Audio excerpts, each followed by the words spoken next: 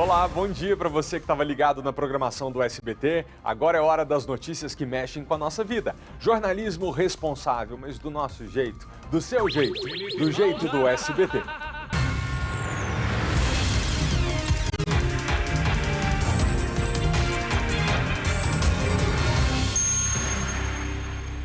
Terceira dose. Ministério da Saúde confirma mais uma dose de reforço a partir de 15 de setembro. A terceira dose da vacina contra a Covid-19 será aplicada com o imunizante da Pfizer.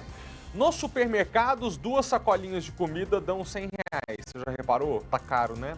Mas e aí na feira perto da sua casa? Será que dá para economizar? Dá, Kátia? É o que a gente descobre daqui a pouquinho, Malta, com a ajuda de um economista. Será que vir até uma feira como essa e comprar frutas, verduras, ovos, queijos direto do produtor pode ajudar no orçamento? A gente vê já já. Sérgio Reis presta depoimento à Polícia Federal nesta quarta-feira sobre inquérito de incitação ao crime. Em mensagens de áudio, o cantor fez ameaças de agressão ao presidente do Senado, Rodrigo Pacheco, e aos ministros do Supremo. Depois da confusão, artistas cancelaram participação no álbum de Sérgio Reis e ele, por fim, terminou desistindo de lançar o disco. Estudantes protestam no Ministério da Educação contra cortes nos orçamentos das universidades. Tatuzinho. Pois é, Malta, eles pedem uma reunião com o ministro Milton Ribeiro para tratarem de diversos assuntos, entre eles o corte de quase R$1 bilhão na educação. E nós estamos aqui em frente ao Ministério da Educação, onde o manifesto agora segue de forma pacífica, apenas poucos estudantes seguem aqui, eles que já protocolaram esse ofício. Malta. Igrejinha da Asa Sul é invadida por criminosos de madrugada. Eles quebraram uma porta de madeira para acessar o interior do templo. Os ladrões levaram o crucifixo. O SBT Brasília, primeira edição, já começou. Estudantes universitários fazem um protesto, uma manifestação em frente ao Ministério da Educação. Esse movimento tenta se encontrar com o ministro Milton Ribeiro ainda hoje, mas antes da reunião estão fazendo um ato de protesto aos cortes de mais de R$1 bilhão no orçamento das universidades e institutos federais, entre outras pautas, como a denúncia de enfraquecimento do programa de financiamento estudantil, o FIES e o ProUni. O repórter Paulo Vitor Tatuzinho está acompanhando e tem os detalhes pra gente. Boa tarde, Tatu. Parece que tudo tranquilo por aí, né? Pois é, Malta, boa tarde para você, a todos assistindo ao SBT Brasília, primeira edição aqui no DF, no entorno. Como você disse muito bem, nós acompanhamos aqui, né, esses estudantes, principalmente da União Nacional de Estudantes, que estão aí protestando, né? Eles vieram de forma bem pacífica protocolar um ofício junto aqui ao Ministério da Educação, eles que pedem uma reunião com o ministro Milton Ribeiro para tratar aí de diversos assuntos, entre eles os cortes, né, nas universidades, no orçamento das universidades, de quase R$1 bilhão. Além desses assuntos, Malta, esses estudantes que estiveram hoje pela manhã aqui, cerca de quase 80 estudantes, eles pedem também nessa reunião, eles querem tratar com o ministro Milton Ribeiro também a questão do ProUni e também do FIES, esse acesso às faculdades por meio desse financiamento. Além disso, eles querem falar sobre as últimas falas polêmicas do ministro Milton Ribeiro. Quais são essas falas? Falas que chamaram a atenção no decorrer do começo da semana, como, por exemplo, abre aspas, não precisa-se de diploma, pois não tem emprego no Brasil. Outra fala também polêmica do ministro, a questão que não aceitamos inclusivismo aqui no país. Essas falas aí geraram muita polêmica, principalmente entre os estudantes, a classe dos estudantes no Brasil, e eles vieram aí por meio desse ofício. Inclusive esse protocolo desse ofício aconteceu há poucos instantes aqui na sede do MEC, eles pedindo essa reunião. Segundo os estudantes, eles vão seguir aí buscando, né, de forma bem incisiva, terem esse primeiro encontro com o ministro para tratar de diversos assuntos, entre eles o ponto principal, a questão do corte, né, do orçamento nas faculdades, mas entre outros assuntos. Agora, Malta, a gente acompanha aqui, a movimentação é bem tranquila, bem calma dos estudantes, inclusive a gente acompanha aqui a presença de alguns seguranças do MEC aqui do lado de fora. Os estudantes que daqui da sede do MEC, eles devem seguir para o Congresso Nacional, onde devem aí, participarem de uma posse simbólica da nova diretoria da União Nacional dos Estudantes. Malta. Obrigado, Tatu.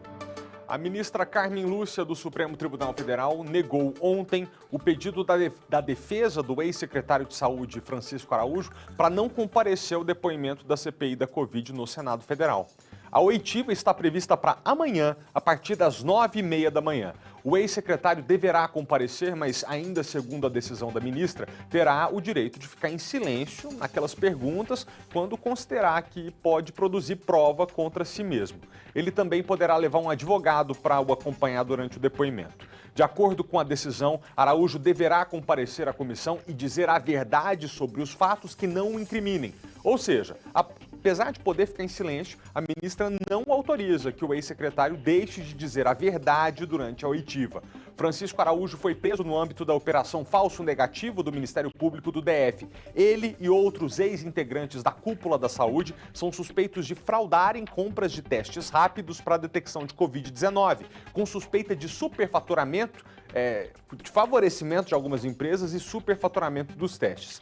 Quando esse grupo foi solto em novembro do ano passado, o Francisco Araújo passou a ser monitorado por tornozeleira eletrônica. Ele responde pelos crimes de organização criminosa, fraude em licitação, peculato, entre outros. A defesa nega as acusações. Uma obra no Sudoeste está tirando o sono de alguns moradores. E eles estão de olho nos impactos ambientais que a construção de um viaduto pode trazer à região. Os números nos troncos das árvores seriam um sinal de que elas vão ser arrancadas em breve. São aproximadamente 700 árvores. O que eles dizem é que o corte da árvore, cada árvore será recompensado. Porém, quando você corta uma árvore, mais embaixo existem árvores com 70 anos. Cortar uma árvore hoje e para plantar 30 árvores depois, significa que a gente vai ter um prejuízo no meio ambiente de 30 a 40 anos futuro. Estas árvores já estão sem numeração. Os moradores da Avenida das Jaqueiras, na quadra 105 do Sudoeste, apagaram as identificações como forma de protesto contra os impactos ambientais que a obra do viaduto da EPIG pode trazer para a região. De acordo com a Secretaria de Obras, os trevos na estrada Parque Indústrias Gráficas vão ser construídos em trincheiras, de forma subterrânea. Com a mudança, quem sair do Parque da Cidade, sentido sudoeste, não vai mais precisar passar por semáforos ou retornos. Vai seguir direto para a Avenida das Jaqueiras, passando por baixo da EPIG. Com a construção do viaduto, nós vamos deixar o trânsito liberado constantemente, sem semáforo, sem interrupção. Então, a expectativa é que a gente traga mais fluidez ao trânsito e, com isso, as pessoas que por ali transitam todos os dias, economize tempo em suas viagens. Mas, para Rosângela, moradora da quadra 105, a melhoria no trânsito não é uma justificativa para a ampliação da Avenida das Jaqueiras. Nós tínhamos trânsito um pouco aqui na Avenida das Jaqueiras no passado, quando tinha uma sinaleira ali no cruzamento com a EPIG. Quando tiraram a sinaleira e deixaram o acesso direto de uma pista, acabou o engarrafamento. A Associação dos Moradores da quadra 105 do Sudoeste já fez abaixo-assinado contra os impactos que a construção pode trazer. Já procurou o Ministério Público do DF, já fez protestos, já solicitou documentos sobre a obra à Nova Cap e ao IFAM. Quem vive na região explica que não é contra o viaduto, mas sim a ampliação da avenida. Ela vai se transformar numa avenida de 3 pistas para ir 3 pistas e voltar. Num determinado momento, ela se transforma em 4 pistas de cada lado. Vai acabar com a mobilidade de pedestres, ciclistas, de cadeirantes, de crianças. Para este urbanista, fazer mais uma obra não soluciona os problemas de mobilidade que o Distrito Federal enfrenta. A ordem do dia no mundo inteiro é a preservação ambiental, é plantar árvores e não arrancar árvores. Pior ainda, arrancar árvores para que os carros passem. Isso não é Brasília de jeito nenhum. Mas este especialista em trânsito explica que o impacto da obra agora é menor que os benefícios futuros. O fluxo vai ser mais contínuo e vai ser mais suave naquela região. Vai ter transtorno durante a obra. Depois vai ajudar muito a circular por aquele local. Em nota, a Secretaria de Obras informou que nem todas as árvores mapeadas serão retiradas. Algumas vão ser replantadas, porque depois da obra pronta vai ser feito um projeto de arborização em torno deste viaduto. Atenção, quem costuma atravessar uma das maiores vias do plano piloto, o Eixão, muito cuidado. No intervalo de 5 dias, foi o segundo atropelamento grave ali na via. Na tarde de ontem, uma mulher de 60 anos, identificada como Mariene, foi atingida por um carro na altura da 102 Norte. Felizmente, por muita sorte, agora ela passa bem. A gente dá o alerta porque não se deve atravessar o Eixão por cima, tá? Nunca. O correto é usar as passarelas subterrâneas. A gente sabe que muitas delas são inseguras, sim, mas esse é um outro problema que a gente tem que resolver também. Mas é importante não arriscar sua vida, tá? O carro ali passa muito rápido, lógico, a velocidade é de 80 km por hora. Lembrando que na quinta-feira da semana passada, uma mulher de 62 anos morreu atropelada no Eixão, dessa vez na altura da 215 Norte. Sérgio Reis presta depoimento nesta tarde à Polícia Federal. O cantor é investigado por ameaças de agressão ao presidente do Senado, aos ministros do Supremo, por incitação ao crime e outras coisas mais. Raquel Castro, Sérgio Reis vem a Brasília prestar esse depoimento aqui na sede da PF ou não? Boa tarde para você. Boa tarde, Malta. Não, ele vai prestar depoimento por videoconferência mesmo. Sérgio Reis, ele é alvo de ataque, ele está sendo investigado, por ataques, por atos violentos e ameaçadores contra a democracia. Na sexta-feira, ele foi alvo de mandado de busca e apreensão a pedido da PGR e com a autorização do ministro Alexandre de Moraes, Malta. Sérgio Reis é suspeito de convocar ataques aos ministros do STF e também de se envolver em de ameaças de agressões contra o presidente do Senado, Antônio Pacheco, do DEM. Em mensagem de áudio, que a gente mostrou por aqui mesmo, inclusive, ele disse que se não tirassem os ministros em 30 dias, seria preciso tirá-los à força de lá. Também, hoje, quem vai prestar depoimento é Antônio Galvão, produtor rural, que se propôs, ontem, ele se propôs na PF lá do Mato Grosso a depor, mas vai acabar depondo hoje também. Ontem ele foi à sede da Polícia do Mato Grosso e a decisão do ministro Malta Alexandre de Moraes disse também que a Associação de Produtores sediou um encontro e nesse encontro Sérgio Reis teria falado algumas cobranças em tom de ameaça aos ministros do STF, desculpa. Oi, desde que começou essa confusão, todo mundo tem acompanhado, né? Alguns artistas vêm cancelando participação no álbum do Sérgio Reis. A Paula Fernandes disse que ia fazer, mas o cantor, por fim, terminou desistindo de fazer o lançamento do álbum. E a gente quer só recordar aqui o que motivou essas investigações desde o começo, que foi um áudio que circulou nas redes sociais em que Sérgio Reis teria cometido os crimes pelos quais agora é investigado. Vamos ouvir. E eu vou entregar um documento para eles, é o seguinte, os caminhoneiros e os plantadores de soja, os fortes, os que carregam navios para fora, para você ter uma ideia.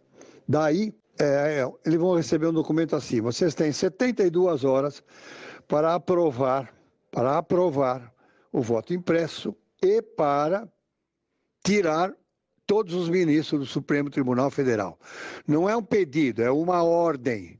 Vocês vão ter uma ordem. É assim que eu vou falar com o presidente do Senado. Isso é uma ordem. Se vocês não cumprirem 72 horas, nós vamos dar mais 72 horas, só que nós vamos parar o país. Já está tudo armado, o país vai parar. Se em 30 dias eles não tirarem aqueles caras, nós vamos invadir, quebrar tudo e tirar os caras na marra. Pronto. É isso que você quer saber? É assim que vai ser. Pronto. E a coisa está séria.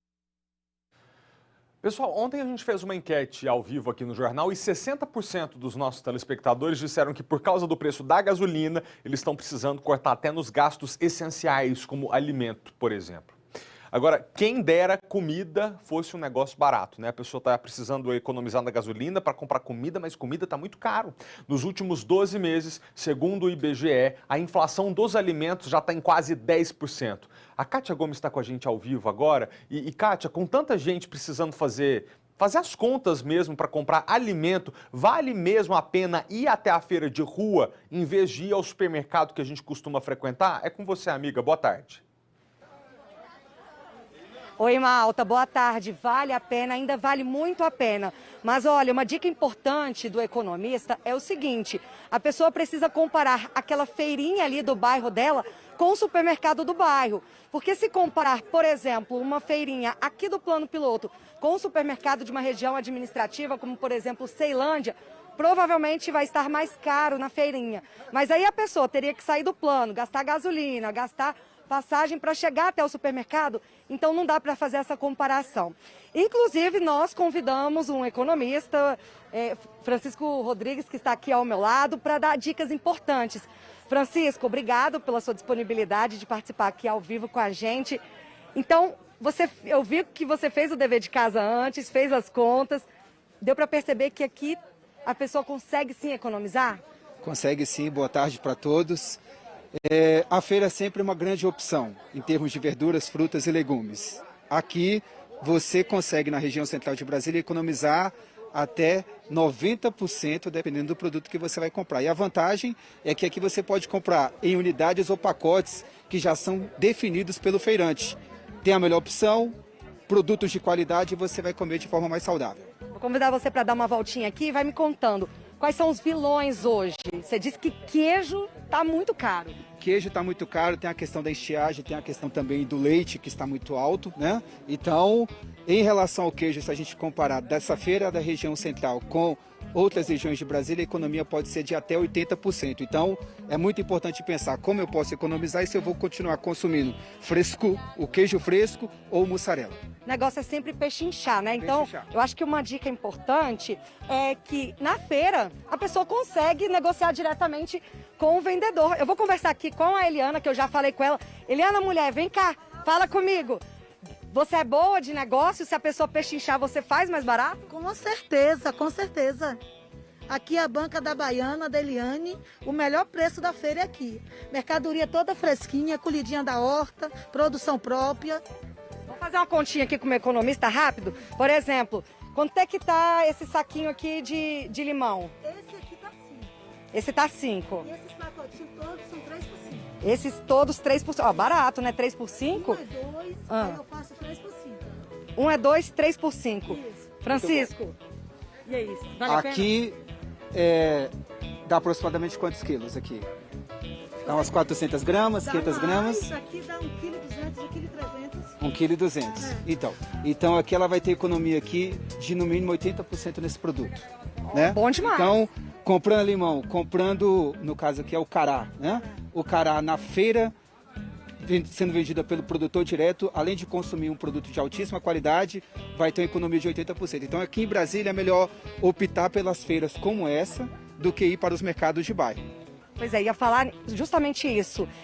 Olha só, a gente percebe que tudo vem embaladinho, então não corre o risco, né? Como você vai no mercado, uma pessoa pega um produto, aí pega outro, pega e sai pegando. Não, aqui já está tudo limpinho, embaladinho, higienizado, seguindo a segurança. Do pimentão que a gente está falando, esse aqui é o vilão. Então nos mercados está custando o quê? R$25 o quilo. Quanto está a sua bandeja? Tá 15 e eu consigo fazer até 13, né? Olha aí, ó. Você pode vir, pechinchar, comprar o produto que você quer e economizar aí no mínimo 50%. Tá certo então, Francisco, porque olha, pechincha é o que a gente está precisando, né, Malta? Não tá fácil. Caro, aí fica a dica para você que está em casa. Tem o supermercado e tem a feira do lado. Compara, porque no final das contas talvez valha a pena mesmo você comprar alguns itens industrializados no mercado e deixar essa compra mais de feira, fruta, legume, verdura, ovo, queijo, essas coisas que tem produtor aqui no Distrito Federal na feira que está na rua. Catinha, manda um abraço aí para a banca da Baiana e para todo mundo que está aí na feira. Deixa eu aproveitar que você está aí na região da Asa Sul, dá um pulinho daqui a pouco ali na igrejinha, porque a gente ficou sabendo que ela foi alvo de ladrões essa última madrugada. Eu acho que dá tempo de você dar uma corridinha lá e entrar com as informações pra gente ainda nesta edição. Obrigado, Kátia. O governador Ibanez Rocha quer reforçar, falando em segurança, quer reforçar a segurança aqui da nossa cidade com mais 750 novos policiais militares até dezembro deste ano. A declaração foi dada ontem à noite, enquanto o governador participava da formatura de 490 policiais militares em uma cerimônia realizada no Mané Garrincha. Durante esse discurso, Ibanez Rocha disse que vai convocar mais policiais que foram aprovados no último concurso. Atualmente, a Polícia Militar do DF conta com 10.600 PMs na ativa. E teremos terceira dose de vacina para a Covid-19. O ministro da Saúde anunciou que a partir do dia 15 de setembro, anote na sua agenda, os idosos com mais de 70 anos e as pessoas imunossuprimidas, vacinadas há 6 meses, vão poder receber a terceira dose, preferencialmente da Pfizer. Além disso, o governo também confirmou a redução no intervalo de aplicação da segunda dose dos imunizantes da Pfizer e da AstraZeneca, que era de 12 semanas esse intervalo, para 8 semanas. Esse foi um anúncio do governo federal. Nós entramos em contato com a Secretaria de Saúde do Distrito Federal para saber como vai ser essa organização aqui no DF e a gente ainda está aguardando o retorno. Agora há pouco, na conta oficial do Twitter do Ministério da Saúde, a pasta passou mais detalhes sobre como vai funcionar. Vamos ver? Segundo o post, a imunização deverá ser feita preferencialmente com uma dose da Pfizer ou de maneira alternativa com a vacina de vetor viral da Janssen, foi até a que eu tomei, ou da AstraZeneca. As novidades foram decididas após uma reunião do governo, conselhos de saúde estaduais e municipais, além da Câmara Técnica Assessora de Imunização da Covid-19. A gente faz uns destaques do noticiário nacional. A Comissão de Constituição e Justiça do Senado aprovou a recondução de Augusto Aras para um segundo mandato de Procurador-Geral da República. O Procurador-Geral da República reforçou o compromisso de cumprir a Constituição e com a busca pela harmonia entre os poderes. Reafirmando o compromisso de preservar a atuação equilibrada, imparcial, independente e transparente, comprometida com a Constituição Federal e com a defesa dos direitos fundamentais, com o diálogo, a busca de consensos e de uma atuação harmônica com os poderes da República e demais instituições. A sabatina durou mais de 6 horas e ocorreu num clima tranquilo. Com apoio da base governista e da oposição, para ser reconduzido ao cargo, Augusto Aras deixou claro que não entraria em embates políticos. A política é para os políticos e, afora as intervenções ilegais da política que cabe ao PGR, é a Constituição que Vossas Excelências votaram. Diz que quem resolve problemas políticos é esta casa. Quando julga os crimes de responsabilidade, que tecnicamente são meras infrações políticas. O procurador-geral rechaçou críticas de que não daria andamento a ações que atingem o governo Bolsonaro. O Procurador-Geral da República já demonstrou que, se tivesse qualquer alinhamento, o único alinhamento é com essa carta. Essa carta. Já demonstrou que contraria, sim, posicionamentos de governos, mas também este procurador não é procurador da oposição, não. Aras se manifestou a favor da obrigatoriedade das vacinas e do uso de máscaras. Sobre as prisões do deputado Daniel Silveira e do presidente do PTB, Roberto Jefferson, aliados do governo, admitiu ter mudado de opinião ao perceber ameaças reais aos ministros do STF. Se no primeiro momento a liberdade de expressão era o bem jurídico constitucional tutelado mais poderoso que existe dentro da nossa Constituição e da Constituição americana, que é o primeiro dos princípios, no segundo momento já abandonou-se a ideia da liberdade de expressão para configurar uma grave ameaça. Aras ainda disse que conduz a PGR sem espetáculo e reforçou críticas à Lava Jato. O modelo das forças-tarefas com pessoalização culminou em uma série de irregularidades que vieram a público, tais como os episódios revelados na Vaza Jato. Por 21 votos a 6, Augusto Aras foi aprovado na Comissão de Constituição e Justiça para comandar a Procuradoria-Geral da República por mais 2 anos. Hoje, Aras tem a simpatia de grande parte da classe política por ser um crítico da Lava Jato, mas enfrenta resistências entre os pares no Ministério Público. O presidente Jair Bolsonaro tem pressionado os aliados do governo no Senado para que eles marquem uma outra sabatina, a do André Mendonça. O ex-advogado-geral da União foi o indicado pelo presidente para uma vaga no Supremo Tribunal Federal. Pelo segundo dia consecutivo, Jair Bolsonaro defendeu o nome de André Mendonça para o Supremo Tribunal Federal. O ex-advogado-geral da União foi indicado para a vaga do ministro Marco Aurélio Mello, que deixou a corte em julho. O André Mendonça era ministro meu, ele é pastor evangélico e eu assumi esse compromisso antes das eleições. Bolsonaro passou a fazer a defesa depois que André Mendonça confidenciou às pessoas mais próximas que estava se sentindo sem apoio para ser aprovado. O nome dele chegou ao Senado antes da indicação do procurador-geral Augusto Aras. Bolsonaro atribuiu a demora para a definição da sabatina de Mendonça à pressão de senadores aliados pela indicação de outros nomes, como o do ministro do Superior Tribunal de Justiça, Humberto Martins. Só que essa prerrogativa não abre mão. E acredito que a maioria dos senadores, brevemente, venham aprovar o nome do André Mendonça lá no Senado. O presidente do Senado, Rodrigo Pacheco, que na semana passada esteve com o presidente do Supremo Tribunal Federal, o ministro Luiz Fux, para tentar uma reaproximação entre os poderes, afirmou hoje que não vai interferir na Comissão de Constituição e Justiça do Senado. Eu tenho certeza que o presidente Davi Alcolumbre vai dar o andamento devido a tudo quanto houver na CCJ no momento oportuno. Em evento do setor de varejo, o ministro Paulo Guedes disse que as instituições podem cometer excessos, mas que isso pode ser corrigido. Os atores erram. Pode ter um ator que comete um excesso. Pode ser um juiz do Supremo, pode ser, às vezes, uma reação do nosso presidente, pode ser um ministro. Se um ator cometer um excesso, as instituições convidam o ator a voltar para dentro da caixa. De volta ao noticiário local. A morte de uma mulher de 51 anos de idade em Samambaia, ocorrida em janeiro desse ano, ainda era um mistério. E uma das dificuldades para chegar ao assassino é que não houve testemunhas do crime. Até que exames de DNA e outras provas levaram a polícia a concluir que quem matou essa mulher foi o próprio sobrinho, um rapaz de 21 anos de idade. Rodrigo Carbone, à frente da investigação, fala com a gente ao vivo. Obrigado, delegado, pela presença. A forma como a polícia chegou a esse criminoso pareceu realmente história de série policial. Boa tarde para o senhor. Boa tarde, Felipe. Realmente as investigações iniciaram de forma mais complexa, porque a gente não tinha uma linha de investigação pautada em depoimentos de testemunhas, né?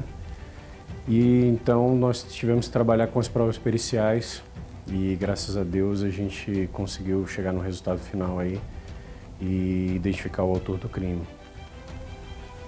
Delegado, na tela as imagens que o senhor pôde fornecer, que tipo de pistas esse criminoso deixou para trás e que, mesmo não havendo testemunhas do crime, possibilitou aos senhores identificá-lo? Inicialmente, quando a gente fez a análise de local de homicídio, onde o corpo da vítima foi encontrado, a gente verificou que havia uma pegada de um chinelo, mais ou menos do tamanho do que é normalmente encontrado em pegadas do sexo masculino. Eu solicitei então a perícia uma perícia que a gente faz chamada justaposição de imagens entre a imagem da pegada e a imagem do chinelo do suspeito. A gente tinha uma pessoa que morava na casa, que era o sobrinho da vítima. A gente conseguiu apreender esse chinelo dele. E aí, com essa prova pericial, a gente conseguiu comprovar que o mesmo chinelo utilizado por ele era o que produziu a pegada no local do crime. A partir daí, ele passou a ser o principal suspeito. A gente intimou ele para comparecer à delegacia e a gente verificou que ele apresentava algumas escoriações no corpo que indicavam lesões de defesa. As lesões de defesa são características nesses tipos de crime, de feminicídio. Muitas vezes a vítima tenta se desvencilhar do autor e ela acaba agredindo ele para se defender. E a gente verificou que ele estava muito machucado. E aí foi perguntado a ele não soube responder a origem das lesões. A gente então nós solicitamos então ao IML que fosse colhido material biológico da vítima e também coletado material embaixo das unhas dela. E aí a gente conseguiu coletar alguns fragmentos de pele e cabelo que estavam embaixo da unha da vítima. E também conseguimos apreender a escova de dente do suspeito. Na escova de dente dele havia fragmento genético da saliva dele. E a gente comparou esses fragmentos genéticos, fizemos o confronto e constatamos o cromossomo Y idêntico presente na escova e embaixo da unha da vítima, comprovando que se tratava da mesma pessoa. Delegado, a partir daí a gente continua as investigações. Ele apresentou um álibi dizendo que no dia do crime ele estava em Santo Antônio Descoberto. Na verdade, também a gente desconstituiu esse álibi, porque a gente conseguiu provas de uma imagem dele momentos após o crime, correndo na rua. E também conseguimos imagem da vítima chegando na residência minutos antes de ser morta. Então nós também conseguimos desconstituir esse álibi dele. E com esse conjunto todo de provas técnicas a gente conseguiu a prisão preventiva dele, foi cumprida na data de ontem em Taguatinga. Ô Carbone, eu fiz questão que o senhor viesse aqui ao vivo, porque eu acho que a forma como a polícia elucida esse crime demonstra para a população do Distrito Federal porque a gente diz tanto que a Polícia Civil do Distrito Federal e os nossos delegados são realmente os melhores do país. Enquanto em todo o Brasil a taxa de solução de homicídio gira em torno de 8%, 10%, algumas pesquisas mais otimistas falam em 20%, aqui no Distrito Federal a gente tem índice de solução de crime próximo a dos países de primeiro mundo. Veja, não tinha testemunha da morte dessa mulher, a polícia conseguiu rastrear pela pegada do chinelo, cruzar material genético debaixo da unha da vítima com a da escova de dente do suspeito e depois ainda desmontar o álibi que ele tinha dado de que não estava perto da casa dela. Então isso prova que aqui no Distrito Federal o crime contra a vida é investigado e a gente realmente espera que continue assim. Delegado, para a gente concluir, o rapaz ainda nega, né, o crime. Embora tenha ido morar com a tia porque os pais não o quiseram dentro de casa, parece que a tia acolheu ele, mesmo assim ele matou essa mulher porque ela queria que ele procurasse um emprego e trabalhasse, não é isso? Isso, ele, ao ser interrogado ontem, ele negou, alegou que, na verdade, ele continuou reafirmando o álibi dele, mas uma versão totalmente isolada, que não condiz com os elementos de prova que nós trouxemos, né? Mas com relação a esse ponto da elucidação dos homicídios, você tem razão.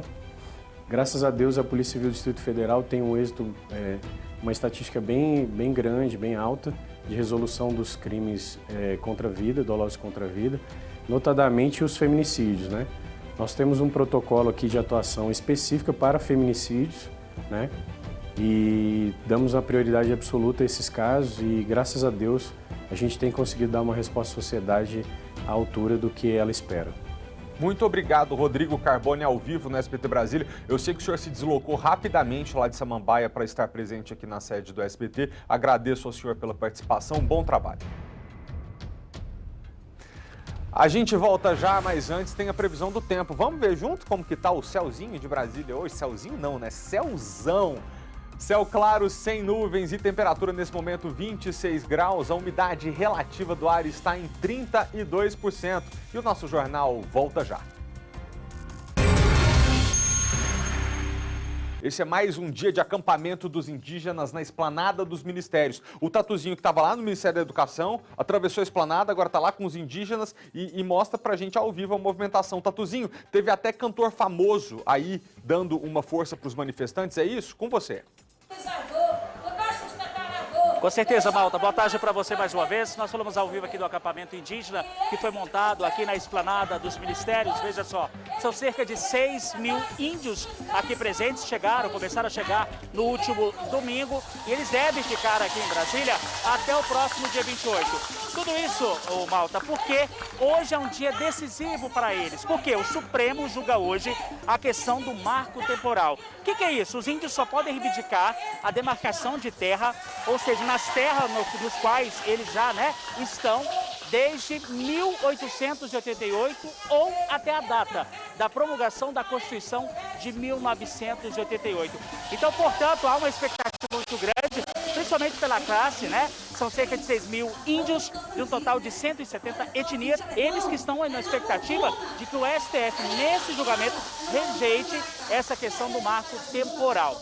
O que acontece? Se esse marco temporal passa na STF, deve ir para a Câmara, é um projeto de lei 490, se for votado, limita bastante a questão de demarcações de terra. Agora a gente acompanha aqui agora, Malta, eu vou pedir o Dentinho para mostrar, veja só a movimentação intensa. São muitos índios aqui. Agora acontece uma reunião de mulheres indígenas que contam com a presença de palestrantes, pessoas que fazem um simpósio aqui, principalmente do grupo Luta Vida, eles que estão passando aí algumas exemplificações de como vai estender esse manifesto até o dia 28. Inclusive, o cantor Vitão viajou, né, deixou o estado do Rio de Janeiro, veio até Brasília para manifestar esse apoio aos índios aqui na esplanada dos ministérios, esse apoio, né, que ele veio reforçar, principalmente dizendo que os índios fazem parte da origem do Brasil e que eles são sinônimo de luta, perseverança e principalmente, Malta, batalha. Então, a gente continua acompanhando, a gente vai trazer em breve mais informações sobre o julgamento do STF e principalmente sobre a PL, o projeto de lei 490, que fala sobre essas demarcações de terras indígenas. Malta. Obrigado, Tatuzinho. Só prestar um serviço para quem está em casa nos acompanhando agora.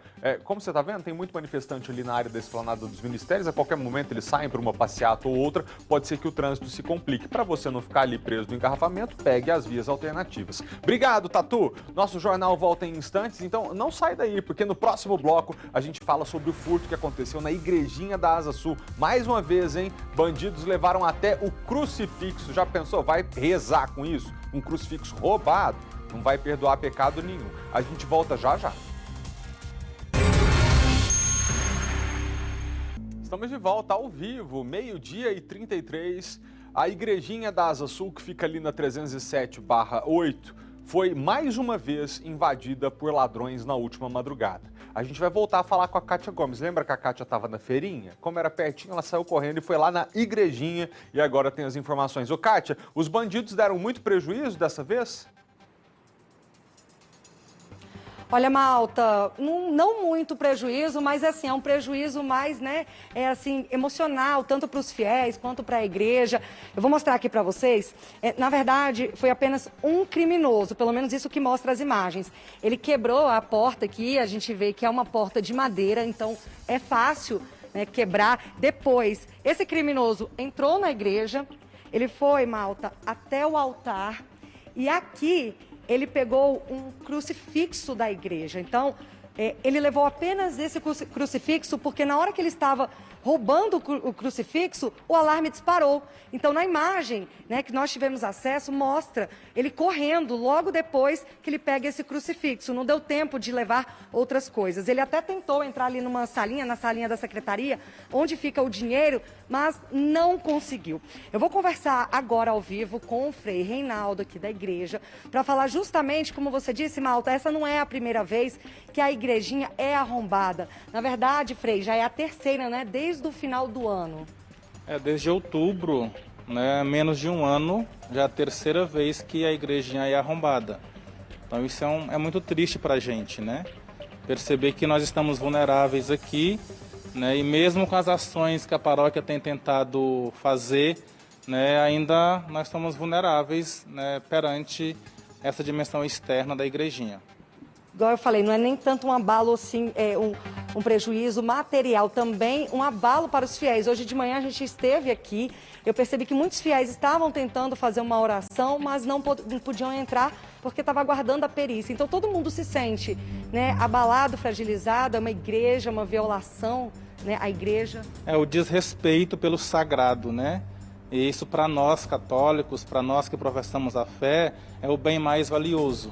Então fica essa sensação, esse sentimento de que violou o bem mais precioso que é a igreja, que é o sagrado, né? Isso é muito triste. Frei, vocês desconfiam que possa ser o mesmo criminoso de antes ou não dá para saber? Porque ele estava com o rosto todo coberto?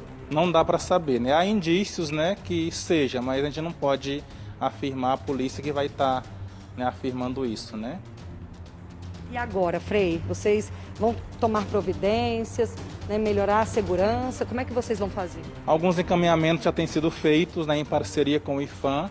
Né, estamos aí movendo algumas ações de segurança, de preservação, de cuidado maior para com a igreja. Então, algumas ações, né, projeto aí em andamento para assegurar, né, melhor a igrejinha no sentido de segurança, de cuidado, de preservação desse bem que é patrimônio nosso. E por falar nisso, Malta, eu vou conversar agora com o superintendente da IPHAN, que está aqui ao meu lado, que é o Saulo Diniz, para falar justamente sobre o que pode ser feito, porque a igreja, ela é um patrimônio tombado, então não pode fazer muitas alterações. Saulo, uma boa tarde. Poderia fazer a troca desse portão de madeira, que a gente vê que é frágil, por um mais reforçado? Boa tarde a todos. É muito triste, né? A gente que trabalha para a preservação da nossa cidade, quando a gente fala da maior área urbana tombada do mundo, que são 112,25 quilômetros que a gente trabalha para preservar, se deparar com uma situação dessa. A igrejinha é um dos bens mais visitados, né, de todos os turistas, inclusive internacionais, que vêm a Brasília, vêm conhecer a igrejinha. Em menos de um ano, ter 3 arrombamentos desse, é muito triste realmente. Então existe uma proposta que foi encaminhada por IPHAN, né, e analisamos a proposta para reforçarmos a porta inferior e essa parte superior de cima da porta também, né. Mas lembrando muito bem que a parte interna, a responsabilidade do gestor é a igrejinha Cúria Metropolitana através do Frei Reinaldo. A parte externa é responsabilidade do governo do Distrito Federal. Essa situação é uma situação grave de segurança pública, né? Um bem como esse, que tem que ser preservado, ele também tem que ser cuidado por todos nós. Mas, superintendente, pode fazer a troca dessa porta de madeira por uma porta de ferro, uma mais reforçada, ou colocar uma grade? Qual que é a ideia? Não, a proposta que foi apresentada por IPHAN é de reforçarmos a porta com uma estrutura metálica. Isso dificultaria a entrada de vândalos. Mas só isso não basta. O que é necessário também é a conscientização de todos nós da preservação da igrejinha, interna e externamente. Agora, em setembro, faremos uma ação aqui chamando Preservando Brasília.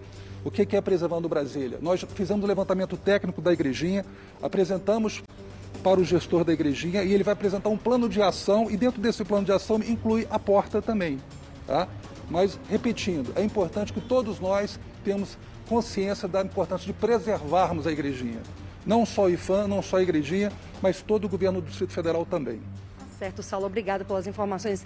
Malta, aqui na região a situação é um pouco delicada porque muitos moradores em situação de rua dormem aqui. Então, assim, tem uma certa sensação de insegurança por parte de todos, principalmente dos fiéis e moradores aqui da região. Tem mesmo, Kátia. Aí a região dá uma... Você fica com a impressão que você não está segura. Muita gente dormindo na calçada, toda hora te abordam para pedir dinheiro. É importante separar joio do trigo, né? Tem gente que mora na rua porque não tem onde morar, porque está passando por problema de dependência química, e tem outros que fazem do cometimento de crime um modo de vida. Embora esse crucifixo não valha tanto, e é até importante a gente dizer que, gente, dentro da igreja não tem nada de muito valor de dinheiro, não. Não tem mais ouro, não tem pedra preciosa. Então você vai entrar ali, vai ser à toa. Vai causar esse transtorno todo para não ganhar muito dinheiro, só para deixar claro. Mas voltando, a pessoa entra ali com um crucifixo desse, eventualmente troca por droga, pega dinheiro, continua nessa vida do crime. O representante do IPHAN acabou de dizer que é uma questão de segurança pública, mas a gente acabou de mostrar aqui no jornal que, por exemplo, nos crimes contra a vida, a Polícia Civil tem agido para elucidar quase todos os crimes. Agora, não dá para imaginar que a gente vai gastar polícia, dinheiro, inteligência, orçamento de segurança pública para ficar indo atrás de gente que arromba a porta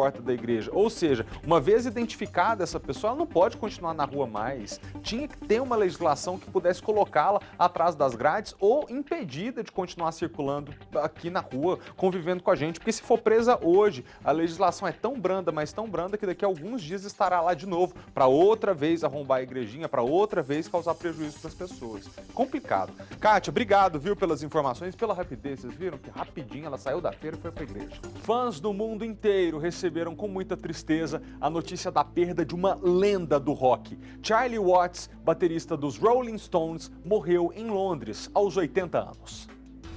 Se não o baterista de rock, um dos maiores de todos os tempos.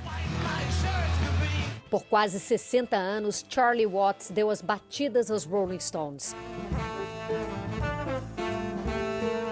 Apaixonado pelo swing do jazz norte-americano desde a adolescência, o então artista gráfico começou a tocar em bandas locais da sua cidade natal. E assim, nas coxias dos bares londrinos, conheceu Mick Jagger e Keith Richards, até se juntar aos Stones em 1963. A energia do baterista ajudou a banda britânica, assim como os Beatles, a decolar e popularizar o rock and roll para Deus e o mundo, com clássicos como Satisfaction,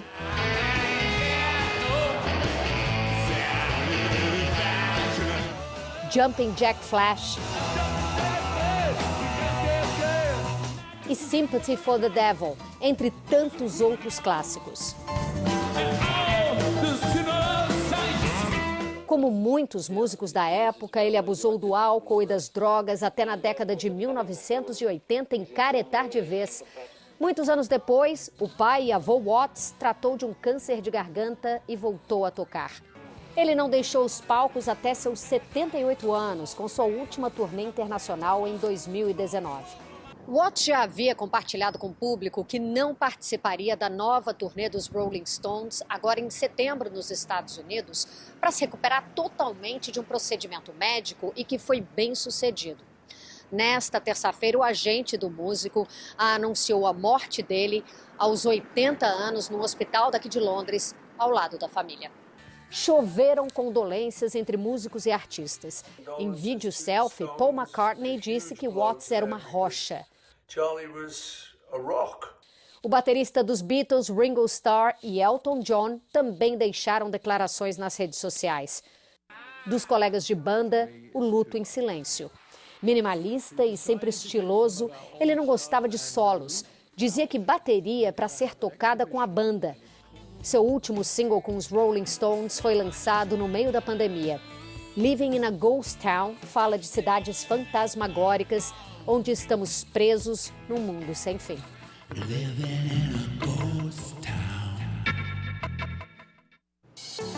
Obrigado pela companhia, nós ficamos por aqui. Mais tarde, 7h20 da noite, tem SBT Brasília, segunda edição. E amanhã a gente volta a se ver 15 para meio-dia aqui no SBT Brasília, primeira edição. Boa tarde para você. Tchau.